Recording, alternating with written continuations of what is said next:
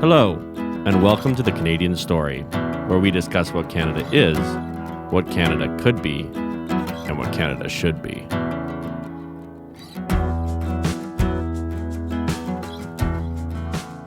Hello, everyone. Welcome back to the Canadian Story. Thank you so much for being here. Today, we are joined by Mr. Tom Marazzo. Tom, welcome to the show.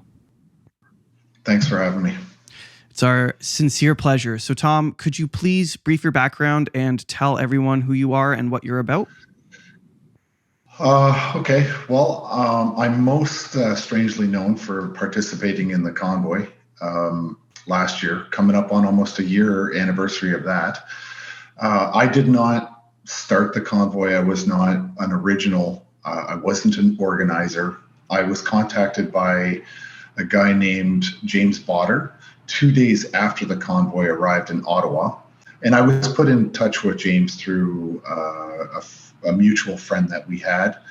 And I had a quick phone call, and then James had asked me if I would make my way to Ottawa. And 3 hours from that phone call, I was actually standing in what I like to refer to as the eye of the storm within the convoy. And, my intention was to only go to the convoy for a couple of days and then sort of get some things organized. And the reason they reached out to me was because they knew that I had a military background. And so I felt like I could contribute to the convoy in a meaningful way in terms of getting it organized, getting a good sustainment plan, and then basically handing it off and going home. But as a result, I ended up staying there for the entire thing. I was one of the last people to actually leave the, let's say, operations center that we were running. In fact, I was the last one in there, me and the cleaner, cleaned out the operations center, and then I departed to another location, and then I left the city the next day. But my goal was never to be in a media of any kind with this. I wasn't intended on being any form of a spokesperson. I was just there with a very specific mission, which was to logistically support the convoy, get it to a point where it could just be there for days on end. But, as a result of the people that were there and the opportunities I was given, my role started to actually evolve. And so I did start to bring in other military members that came in. And I mean, there was a lot of military that were just naturally arriving in Ottawa on their own, but we all seemed to find each other. We all worked obviously very well together. So it's very, very easy for the military people to integrate and to understand, to operate in that environment with a very specific mission focus. And so, we worked with members of the convoy, we worked with truckers, we worked with former police officers, we worked with lawyers, we worked with doctors, we worked with all samples of society, from white collar to blue collar and everybody in between. It wasn't a military run operation. It was citizens of this country that had very specific skill sets that were available to contribute to the overall success of the convoy. And it was a very difficult time, right? You have to understand that when you have that mix of society coming together and trying to achieve what they did, there's going to be a lot of success and there's going to be a lot of conflict. There's the 10-90 rule, which is 10% of the organization will always consume 90% of your time. And the convoy was very similar. And of course, we did have an actual opponent. We had the government of Canada, we had Ottawa Police, we had the Ottawa City Council, we had the Ontario government. We had people actively working against us. And I'm not going to say that I'm naive enough to believe that we didn't have people within our own organization that were actively working against us. That was anticipated. That was something that we knew that we would have to deal with. As uncomfortable as that was, it was something we knew we still had to address. Luckily, we kept that kind of craziness at bay until after the convoy was over. And unfortunately now, a year later, we're dealing with that that specific fallout, but that's okay. I think by and large, the convoy was hugely successful. Did we end the mandates? No. But did we? Well, at that time, I think indirectly we did. But did we get the government, or did the government show how far they were willing to go to crush their own people from any form of dissension into what they were doing? Yes, I think so. I think the government drastically overplayed their hand when they physically attacked and brutally assaulted Canadians, and then without warrants or charges or any prosecution of any kind in a court of law, they took it upon themselves to freeze people's financial assets. So that overall was something that I was involved in. And prior to that, yes, I was a military guy for 25 years. So I started off in the reserves through high school and college, and then after I graduated from college, I transitioned into the regular force in 1998 as a combat engineer officer. And during my time as an officer, I am not a combat veteran, so I want that to be clear. I did not deploy with the military, and there's a very good long story as to how I missed out on 11 deployments overseas in my entire time. But the reality is, I did serve for 25 years total, and I did not hurt anybody, and I was never physically harmed through anything involving the military, other than just training accidents, like bad parachute landings and things like that. But, I was trained at the Command and Staff College in Kingston, which is a 6-month long course at operational planning, and completed that in 2007. And then I served in various different capacities within the military, predominantly in Ontario. So that's me in a nutshell. I know it's a bit of a long-winded explanation of who I am and what I'm about, but I want to say that I did retire from the military in 2015.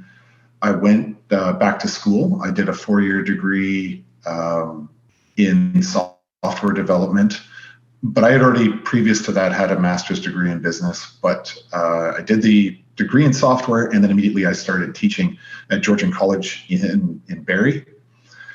And then 2 years, almost to the day of teaching, I was fired for speaking out against the COVID-19 mandates that the college had been imposing.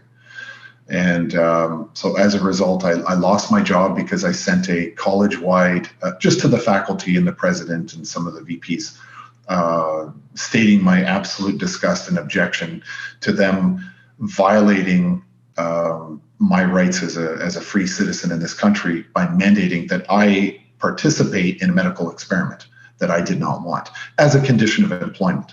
So I saw it as coercion, extortion, and I pushed back. I sent an email across the campus, and I was fired within a few days for cause. So I didn't get fired because I didn't take the jab. I got fired because I spoke out about taking the jab. There is an immense amount of stuff to unpack there, but why don't we start at the beginning? I want to hear what it was about the Canadian military that caught your eye as a young man. Why did you decide to join in the first place? Because I wanted to be a pilot. So, and I never did get my pilot's license in my life, but that's what I wanted to do when I was a very young boy. But because I wore glasses, I was prevented from applying to become a pilot because you need to have something called a V1, your vision category 1, and I was a V2, so I was just the next level down. So I failed the eye exam when I enrolled into the regular force. But 13 years later, they changed the vision requirements. You could now apply to become a pilot as a V2. No. And I did. I did undergo air crew selection. I managed to actually pass the air crew selection. And yet that year, the military chose not to take any in-service people and let them remuster to the trade of pilot. So again, I didn't get to do that. But for me, that's really what it was. I was just very intrigued about the military life. I it's not a career that I expected that I would have. And I was very happy to be an Army guy. I liked being in the field. I was in the infantry when I was in the reserves. And then when I joined the regular force, I took my commission as an officer in the combat engineers. And it was, it's an extension of the infantry, but with a lot more fun and interesting things than just seeking with and closing or closing with the enemy. So it's not, it's not altogether different. There's a lot of similarities, but you get to blow things up in the engineers. So that was much more interesting. That sounds great. So, as a man interested in flight, and I might be getting this wrong, but did we not just order 80 F-35s? Did you hear about that? I don't think it's 80. I think it's closer to 16. And I'm all for. Yeah, I'm all for buying the F-35. Canada for years contributed financially to the research and development of that specific aircraft.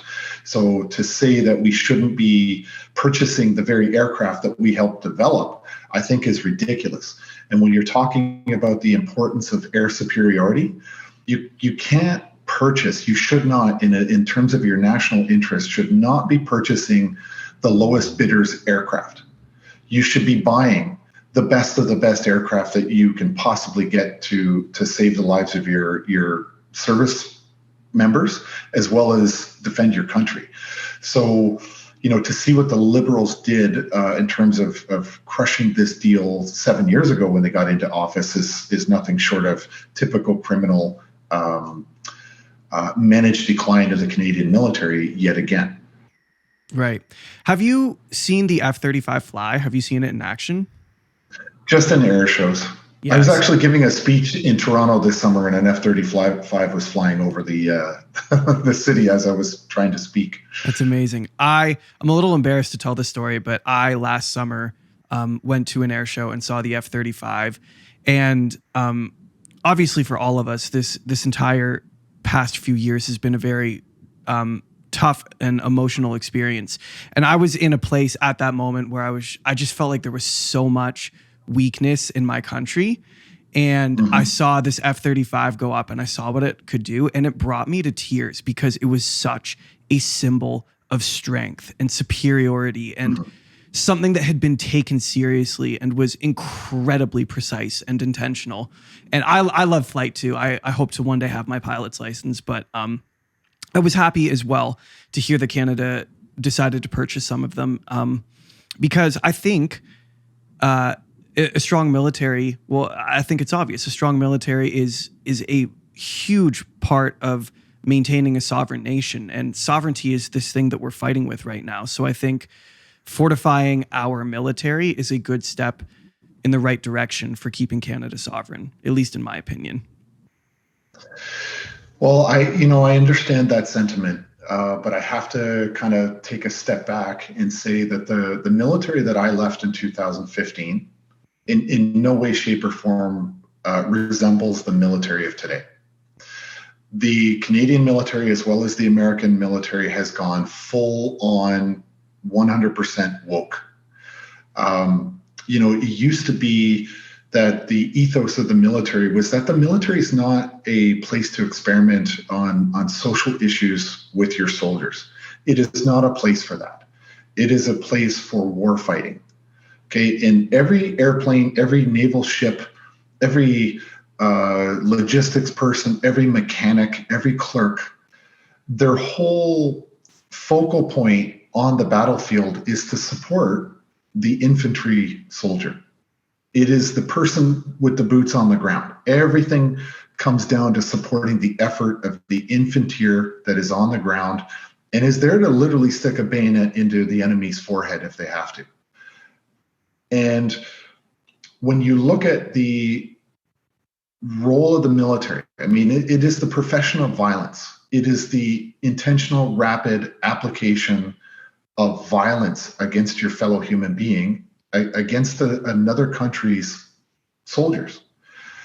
And when you look at that in its entirety, you can't get an effective military if you're more worried about indoctrinating your soldiers into this social engineering, this social these social contracts, these woke social justice warrior causes. Okay, you have to focus on the business of war. And so the government of Canada has, again, like I use the phrase, it's a specific phrase, the managed decline of the Canadian forces at the individual indoctrination level. And I'm not talking about, basic training where you're stripping somebody's personality down and then rebuilding them to be a team member of an effective military unit. What I'm talking about is soldiers now, male soldiers now being allowed to wear earrings and lipstick and have their fingernails painted and long hair. I mean, that's what we're really talking about now. This is what we've done to the Canadian military.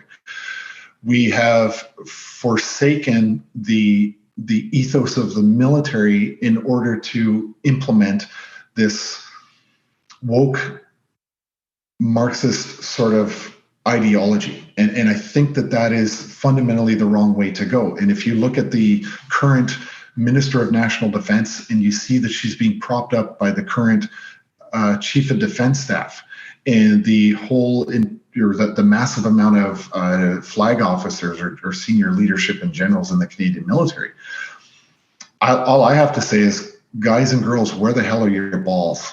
Why are you not pushing back against this woke ideology within the military? Why is that the focus? Why is equity and inclusion and woke culture the main focus when you're talking about your saber rattling to go into the Ukraine with, sending Canadian forces, men and women, to possibly fight in that war, and you're more worried about the color of their fingernails?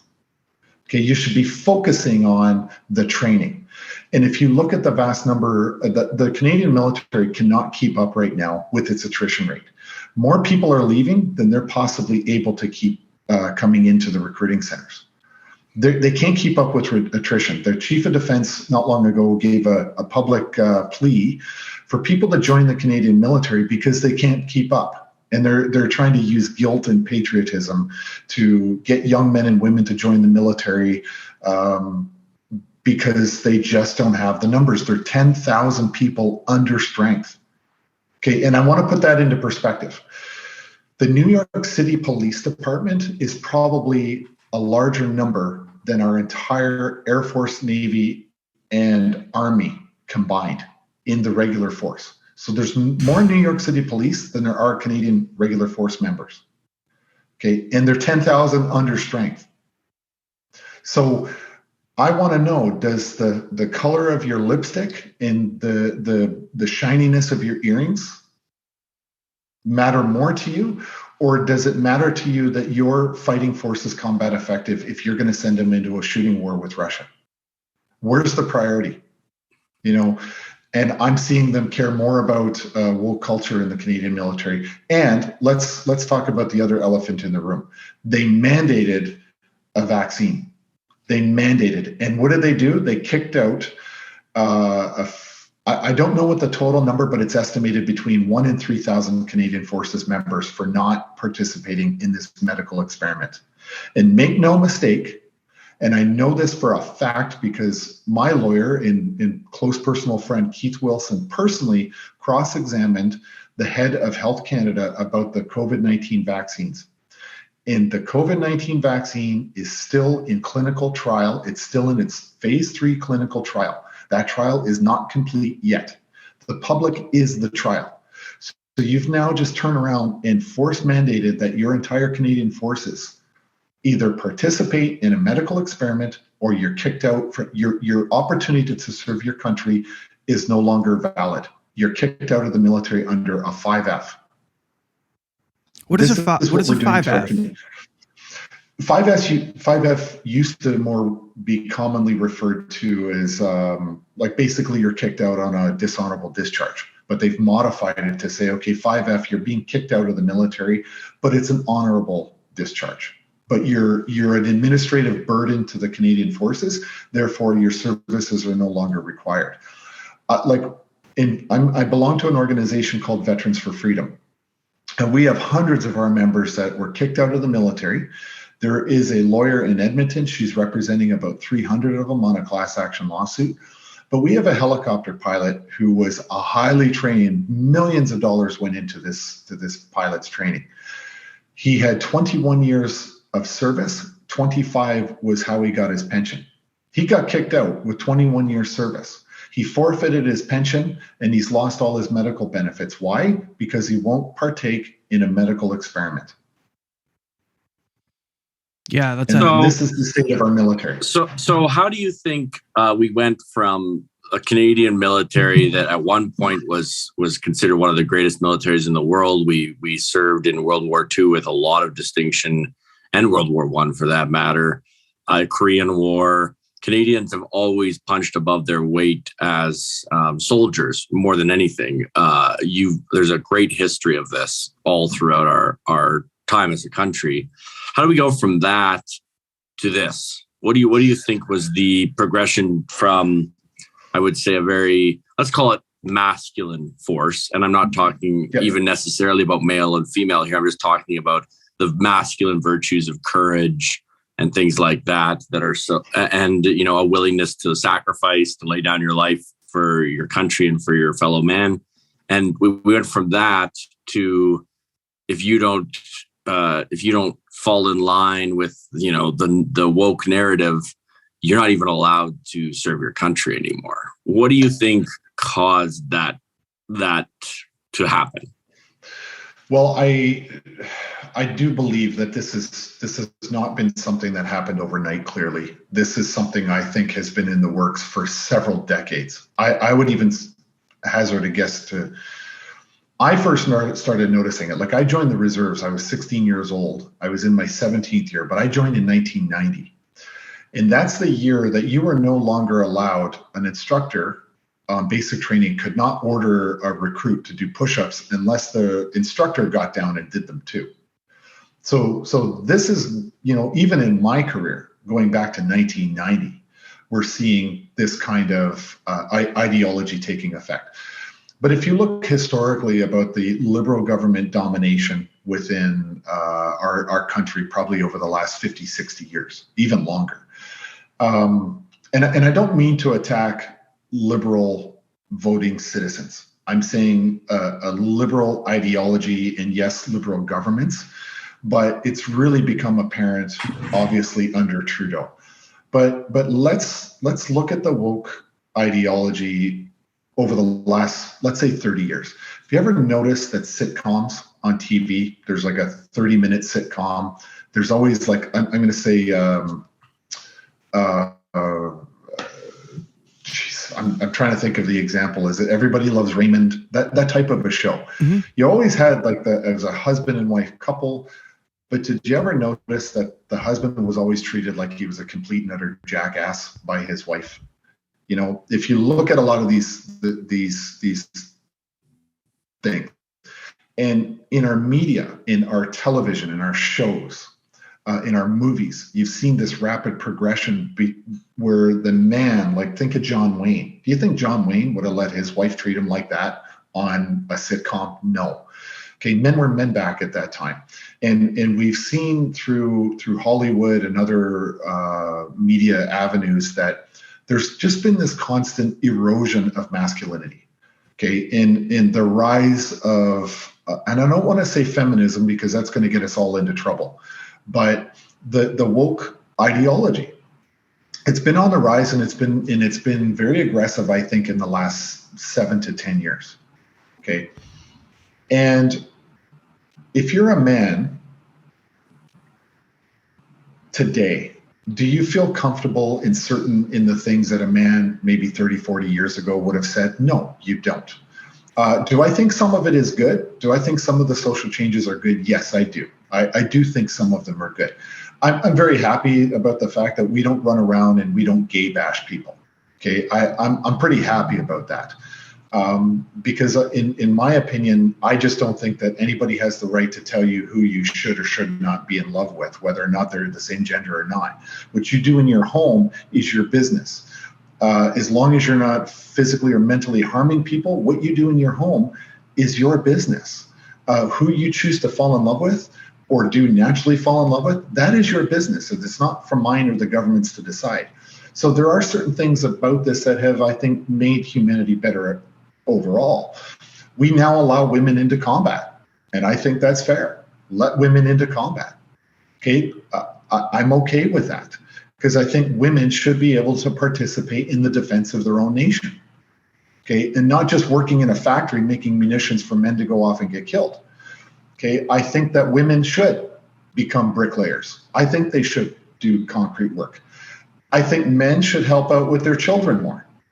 Okay, I really do. If we benefit from both men and women making a dual income and raising children, then I think the men should participate in raising the children more.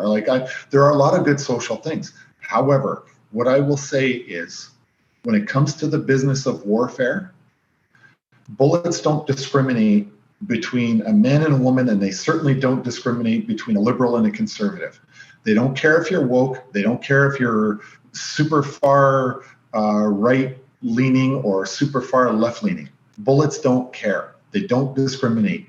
And bullets, are going to hit people in all random kind of ways, whether you want that to happen or not. But at the end of the day, it comes down to the level of your training. And if your training is tough, if your training is severe, there's a saying that if you train hard, you fight easy. If you train easy, you fight hard and you probably die. So make the training grueling, make it difficult, make the training standard incredibly high. And we don't see that. We don't see that anymore, because we see the training is no longer hard, because I don't think the people coming into the training system are hard enough anymore. I think society, young men and women, are far too soft. They're weak. They're mentally weak. They're physically weak.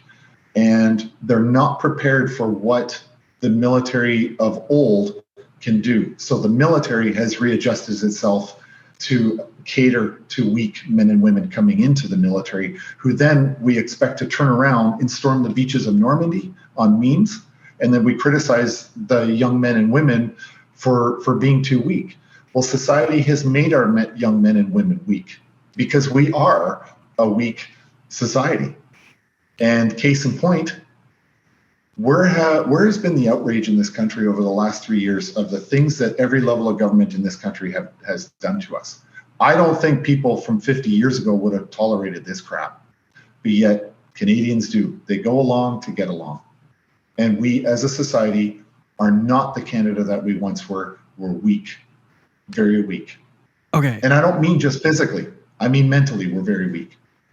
This is incredibly important, and I'm so glad we landed here. And if we can, I would like to see if we can speak to the men specifically right now, because I think more than women, right now men are targeted for lack of a better way of putting it, weakness programming. It seems to be society's goal or vision to weaken men. And we can speculate and tin hat about that all we want, but it just seems to be the way it is.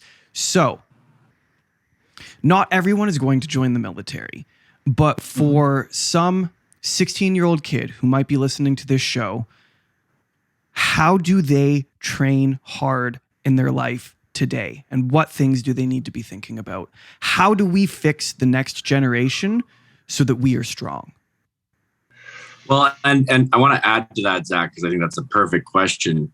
But I think you're absolutely right that we become a weak society, and we talk about that on the podcast all the time. And the way we describe it is that old saying, good times make weak men make bad times make strong men. But we're entering that bad time now. So what are the individual actions a person can take to become stronger when their society is making them weaker? So this is my thought, and I love where this conversation is going.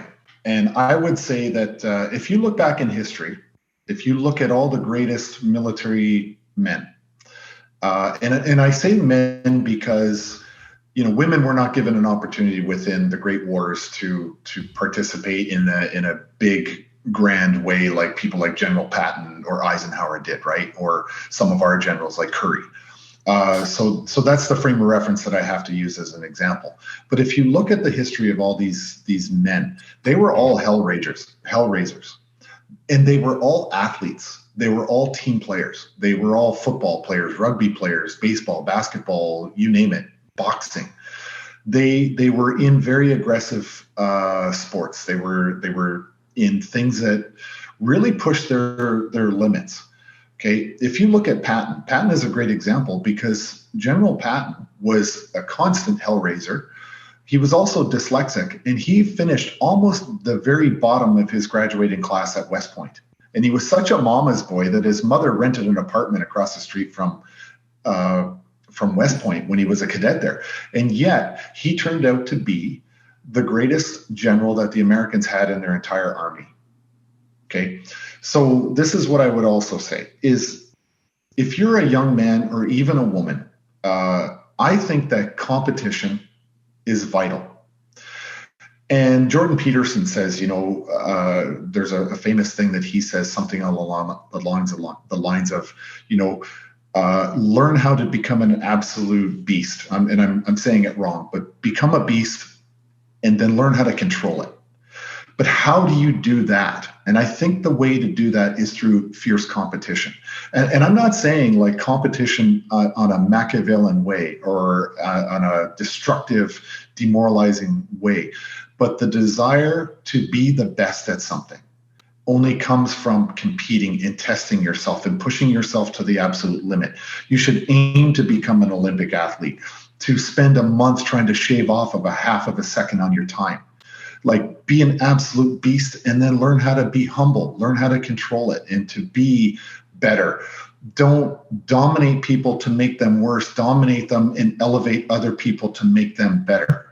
And if you want to know my personal perspective on what it takes to be a leader is not somebody who has the most followers. I think a true leader is the leader who makes the most amount of new leaders. Fight to be better for yourself and fight to elevate the entire team as a whole. Now, I would say you want to be tough, go push your body physically to the limits. Be a triathlete, be a high performance martial artist, be on a team. Fight that fight. The second piece is read, learn, and be right. Be right. Be prepared. Learn how to debate. And you know what? Never, ever, ever be afraid to express your opinion. But you have to be able to back up your opinion with facts, not just because I said so. It's this way because I said so. Or if I don't like what you're saying, I'm going to counter with cancel language. Okay, or cancel vocabulary. This whole cancel culture thing is ridiculous. That's people that do not have the facts on their side. They cannot actually debate you. So therefore they default to calling you a conspiracy theorist or using phrases like debunk. Okay, that's just cancel vocabulary, cancel phrasing. When you're up against those people, you have to have the facts on your side and be able to debate. And I've said this publicly many times. Don't be afraid now. Be bold. Don't be afraid to insult or offend people who, for the last 3 years, had no issues about offending you, calling you this and calling you that, in trying to shut you up and censor your perspective on what's happening in this country. Be bold. Don't be in the face of somebody and be aggressive and threatening, but stand your ground. Be principled about what you're saying, but know what the principles are that you're standing on. I used to teach Krav Maga, and I've done this for years. And I would tell people you can't decide on what you're going to do in a fight as you're in the fight. You have to train and know what to look for and already have the moves pre-set. Because when fear and adrenaline start to pump through your body, you start to lose cognitive function. So if you think you're going to get into a confrontation, or you think you're going to get into a debate with a family member or a friend about what's happening in this country, be prepared with your talking points prior to. And as an example, I know a lot of people would get anxiety about going to the mall wearing a mask, and they didn't want to wear a mask, but they were afraid of a conflict. And I would say to people, just say this to them. You have to have a phrase already preloaded. And I used to say to people, I don't wear a mask for medical reasons. I had my talking point already. I just said, I don't wear a mask for medical reasons. I don't say that I have an exemption, right? It's a very, you're splitting hairs, but I was already prepared to engage in those conversations. So I think people need to be pre-prepared to have those tough conversations, but they need to have them. They need to be bold. And that goes with life. You have an opinion. And I want to make this important distinction. If you have an opinion, you can't be so locked into your opinion that you're unwilling to change it. So if either of you and I were getting into a debate and you convinced me that your perspective or your point was better than mine, or if you turned me around on the argument, I would accept that because I'm not afraid to be wrong. I'm not afraid to be wrong. I'm just the opposite. I'm afraid to be stubborn and not listen to other people's perspective. And if you can turn me around, chances are the next time I have that conversation, I'm more than likely to advocate for your position. So don't be afraid to be wrong, but don't be afraid to speak your mind. And this is where everybody just says, hey, leave me alone. Don't hurt me. I don't want to be noticed. I don't want to push back. I want to just go along and get along and leave me alone. My life is too busy. That's how we got into this shitty situation that we're in this country to begin with, because people were too afraid to stand up and be an example of somebody that would stand up. And here we are, a weak society. Yeah, Sorry, that's a long answer. No, it was beautiful. The time for passivism is certainly over, and that whole have an argument, have something prepared, have the ability to back it up, that boils back down to personal responsibility, which is something that we've lovingly beaten to death, I think, on this show.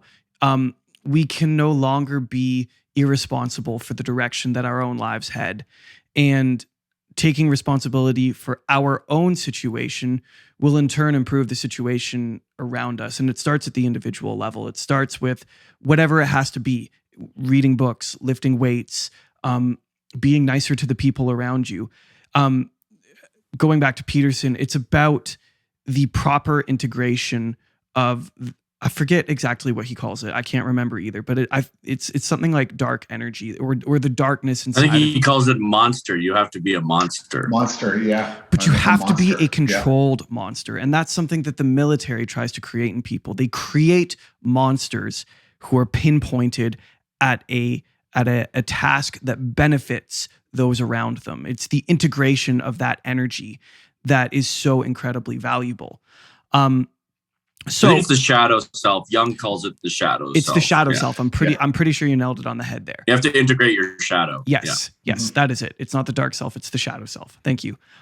So here's, if you're willing, I think this would be incredibly helpful to run an exercise. I've been reading a lot of Jocko Willink's books, Extreme Ownership, The Dichotomy of Leadership. I'm reading Discipline Equals Freedom right now. Jocko is amazing. I look up to him in such a beautiful, beautiful way. I think his example of the integration of that shadow is so apparent and so valuable to use as an example. The way he structures the dichotomy of leadership and extreme ownership is he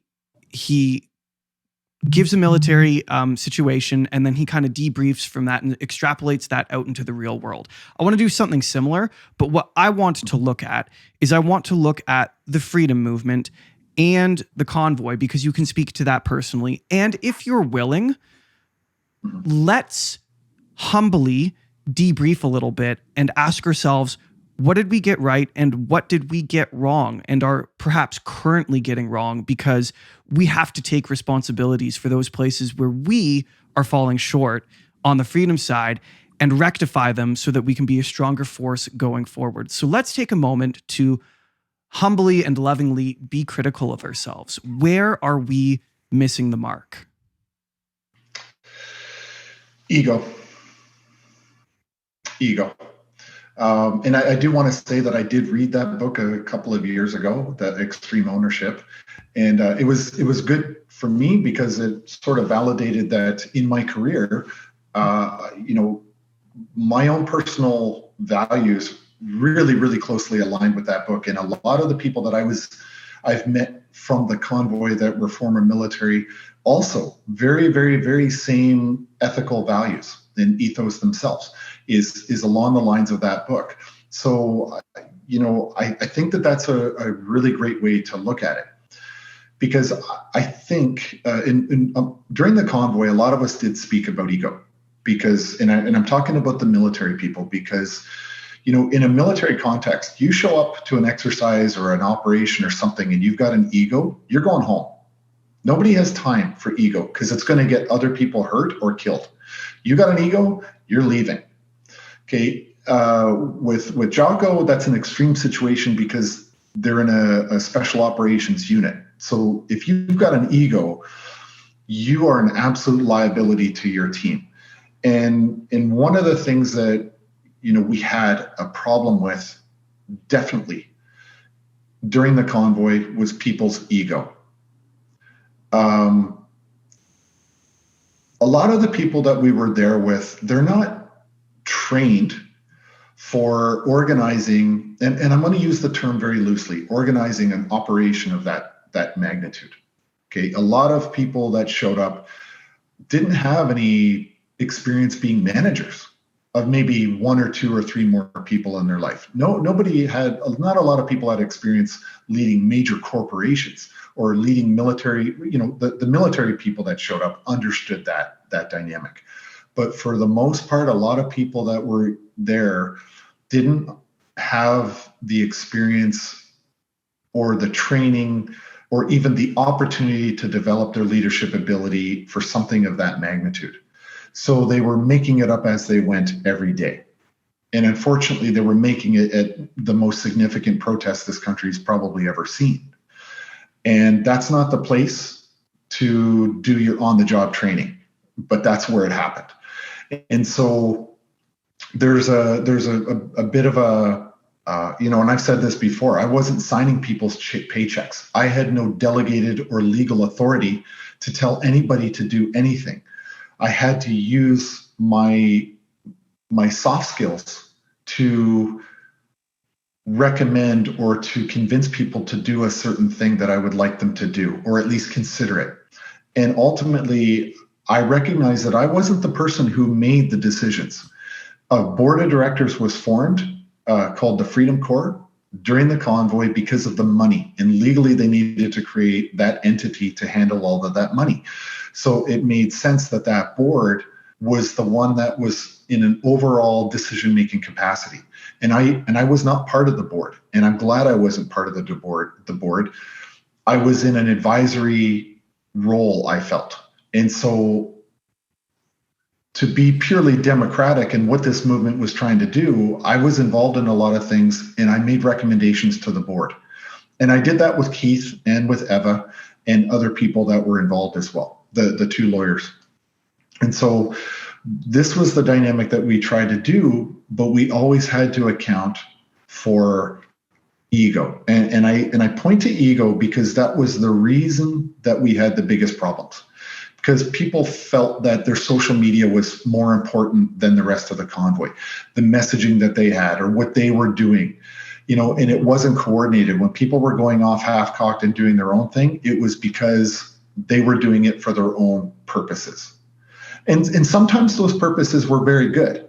Sometimes those purposes were just for morale, to give the supporters a heads up in some feedback on what was going on. And sometimes I think it was a little bit detrimental. But ultimately, I think the biggest failure is that people thought about themselves before they thought about the overall impact in the coordination of their actions and what it had on the entire convoy.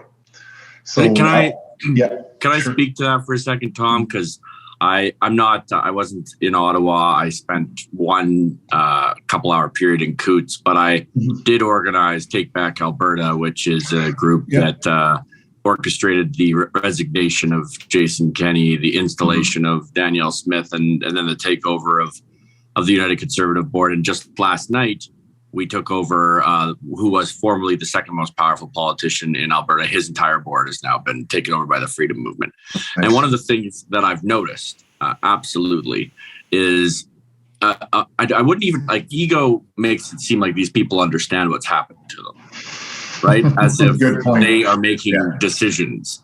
But the truth of the matter is that a lot of people never had any attention given to them throughout their entire lives, basically. And then suddenly they were inundated with more attention than most politicians ever get, more attention than most movie stars ever get. And it happened quickly and instantly. And I have this theory, and I'd love to hear your thoughts on it, that attention is the root of all. It's the currency of existence. And when you pay attention to something, that's how you bring order to it. That's how you create. That's how you love. That's how you believe. Attention is the most valuable human resource, and focus is how we use attention.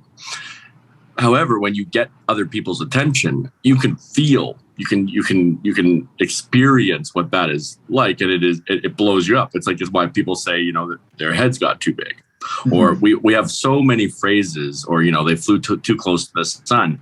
We have so many idioms as humans to explain what happens to someone who suddenly gets too much attention. Their 5 minutes of fame, you know, whatever we want to call it. And I think that a lot of these people, it is a very addictive thing to suddenly have everyone paying attention to you. They didn't want to lose that feeling. And we see that now, even with they're trying to recreate the convoy again and again. They're trying to get that feeling back. And what I've said to all of my people, and I'm very clear, is like, thank God for the truckers. Thank God that a group of people had the courage, like you explained, to stand up and say what they believed, and that they showed up in Ottawa, and that they took a stand for us. And I think that is going to go down as one of the greatest things that happens in Canadian history, for sure, in my lifetime.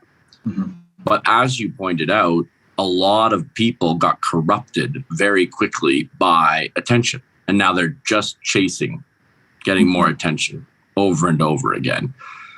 Do you think that makes sense from your perspective and kind of an interpretation of what's gone on? And not only that, what would be your reflections on that? I agree with that. I wholeheartedly agree with that. And I can tell you, as a matter of fact, I've had these conversations with many of the people there. And some of us were very, very uncomfortable with the attention that we got. And other people felt they didn't get enough. Because, you know, with the good attention comes an awful lot of bad attention too. You know, I have had to become very, very strict with the number of people that have access to me now. I recently had somebody that was very upset with me and started going after my girlfriend. You know what I mean? Like on social media, on direct messages and stuff. And I have really reshaped the way I interact with the public now. I've been forced to. And I will also say it is very difficult. Like on one hand, this is me personally, my perspective, but I'll talk about the others too. I am unbelievably humbled by the positive support and the level of, you know, a little bit of notoriety that I've been blessed because I participated in the convoy, but it's not about me. When I accept a thank you from somebody for my participation in the convoy, to me, you're not thanking Tom Marazzo, you're thanking the convoy. You're thanking those truckers that sat in their seats.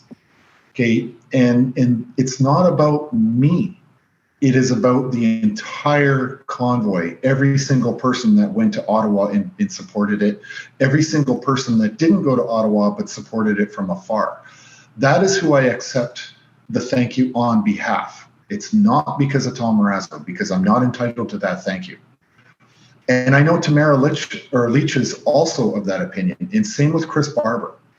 These are people that get an enormous amount of attention, both negative and positive, but they did it because they love their country and they love their kids. That's why they did it. There are those who feel that they didn't get the recognition for starting the convoy. And that to me is fundamentally wrong. There are those out there that have personally attacked all of us because they didn't get the recognition for being the ones who started it. And I don't know why that's important, other than the fact that that attention that you're speaking about is addictive and they're chasing it. And some of those people are involved in organizing 2.0. Me personally, I want nothing to do with 2.0, not because I have animosity towards anybody involved, but because I've yet to see a clear mission statement. I don't know what they're after. I don't know what it's going to achieve. I understood the convoy immediately. It was just intuitive at the cellular level what the original convoy was going to do. I don't know what this convoy 2.0 is going to achieve. I'm at a loss. No, actually, I think you do. I think you know exactly why it's being organized. Pretty much. Yeah. Right. You just described it. It's ego. It is. I think there are much more effective things that can be done. And I for people that are going to do 2.0, I have not been asked to participate, and that's fine. I'm not upset about that, and I don't think I would participate just because I don't see what it's going to accomplish. They may have an objective that it's not obvious to me. Maybe they see something that I don't. Okay, but I think if I don't see it, I think the general public is not going to see it, and I think maybe that's a bit of a problem as well. But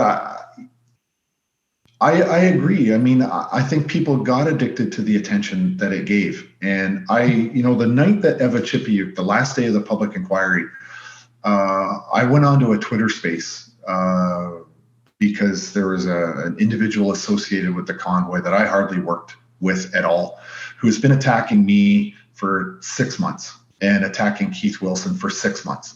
So he's on a Twitter space with a bunch of people, and I see that it's going on. So I listened in, and immediately they saw that I was in there and they turned my mic on. And I got viciously attacked by this con man. And, for 6 months, I've just been ignoring the guy. I didn't care. But I logged in just to listen. I just wanted to hear what was going on in the Twitter space. Well, immediately they turned my mic on, and I told the guy who couldn't stop swearing at me and screaming at me through the thing, I just said, look, I've been gifted an opportunity to have a voice. And for that, I'm grateful. But if you want the notoriety, if you want the credit, if you want the fame, you can have it. Take it. If it'll serve you somehow, take it. But I didn't get really a chance to finish my entire thing because he was too busy screaming at me. But, the reality is, and this is a great analogy, so I want people to understand what when I say that I accept this thank you on behalf of the convoy. In the military, when you salute, you've seen, people saluting. They're not saluting the person.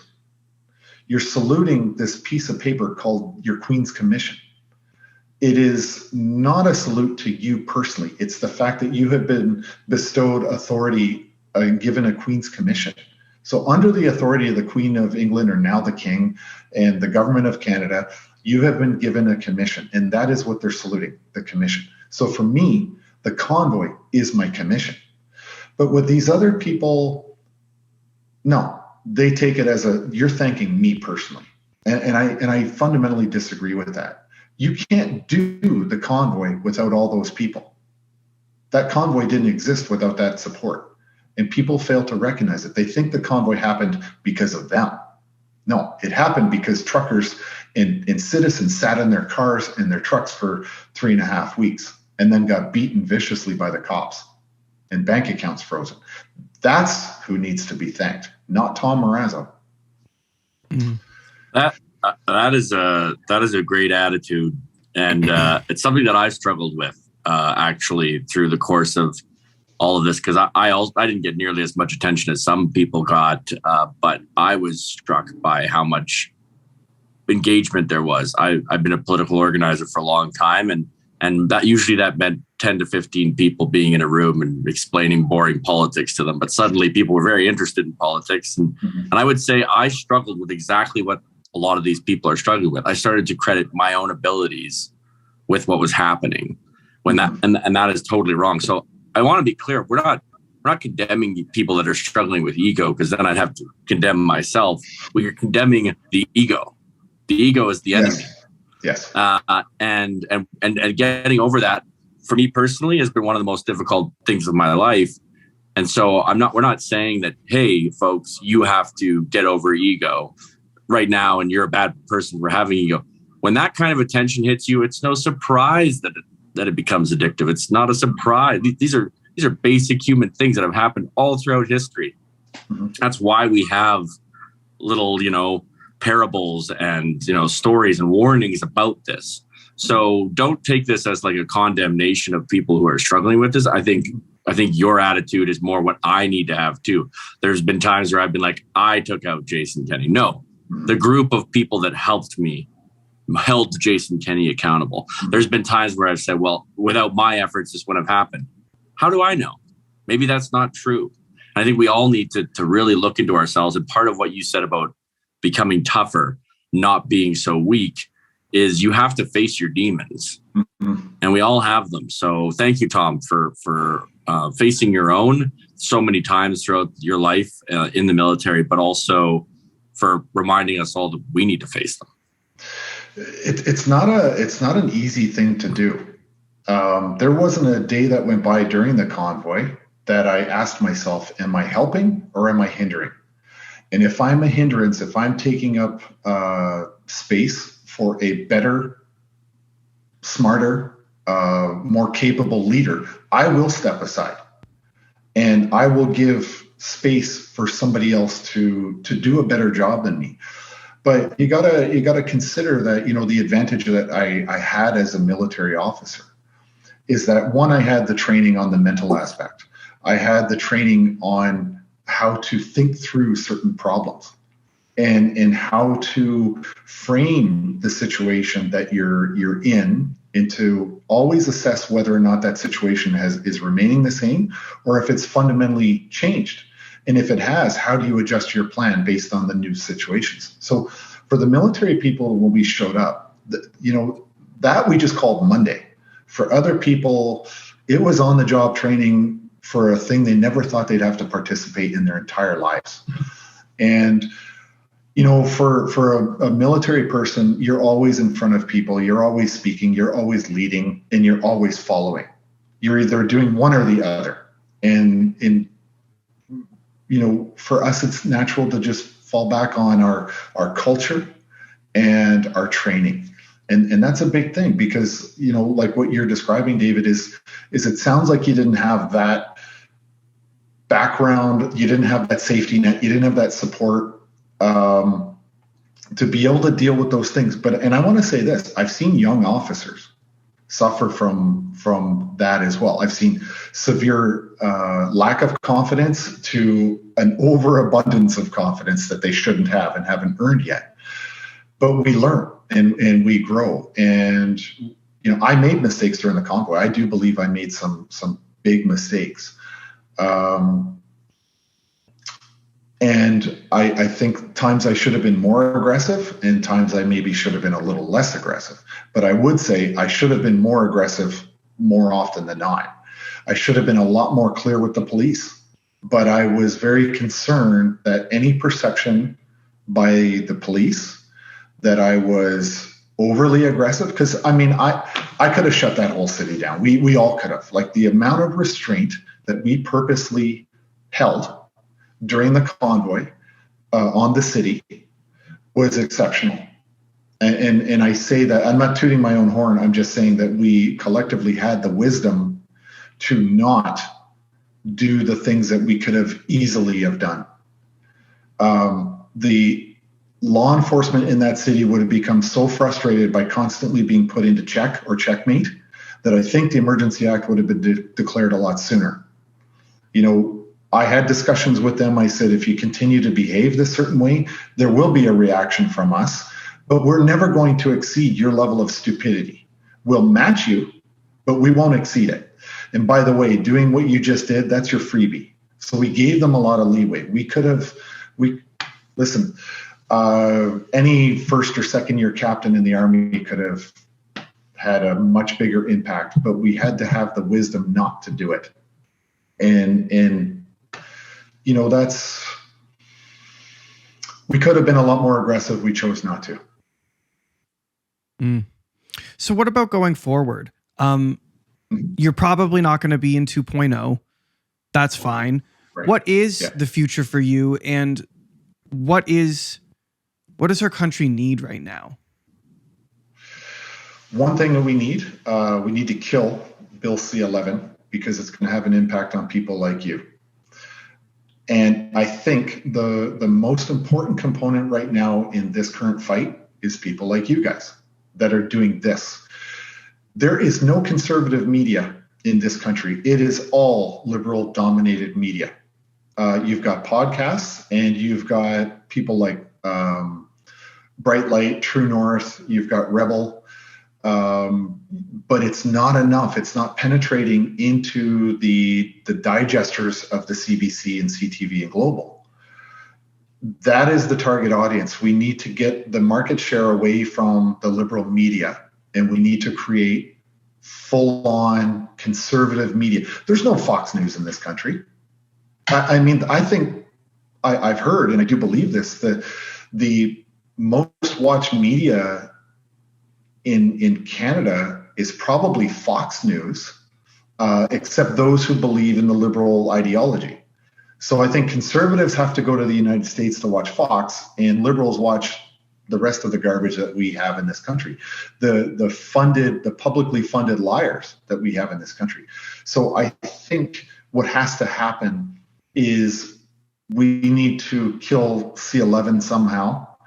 And I also think that we need more conservative style media in this country, and it has to dominate over the liberal stuff.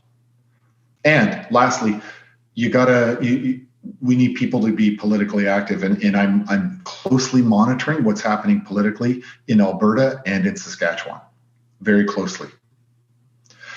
David, I think you and I might have met in the summertime on my trip out there.